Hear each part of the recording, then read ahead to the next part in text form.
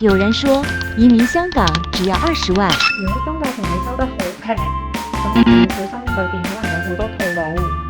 咁其中一個套路啦，佢可能會逼你去講翻個公司營運成本，例如租金啦、新人採納啦、請人啦，咁每年都要幫公司嘅商業登記證去續費，咁其次每年都要幫公司去報稅，咁另外 NDS 都一定要幫僱員去供。其次就係有一啲公司都需要買其他另外一啲商業嘅保險，唔計你 marketing 嘅費用。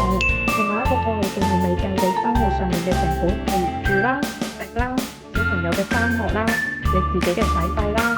咁你衣食住行都要錢。咁香港生活水平都唔平，好多中介都未必係自己做，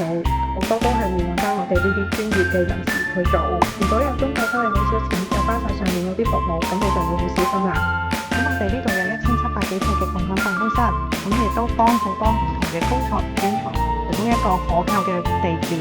咁就唔似出邊坊間只係提供一啲掛靠嘅地址，又或者租上租嘅服務。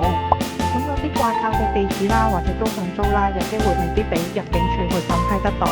政府嗰邊亦都會有一個網站可以睇到嗰個地址究竟可唔可靠。咁香港政府都唔係傻嘅，咁坊間所講嘅話唔使喺香港做嘢啦，唔使喺香港生活啦，亦都話唔使喺香港報稅請人啦。對於香港零貢獻嘅話，有機會去批你永居，嘥咗你時間，嘥咗你嘅錢，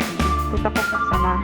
唔想俾不良中介呃錢呃時間嘅，可以過嚟我哋中環商務中心揾我傾下啦。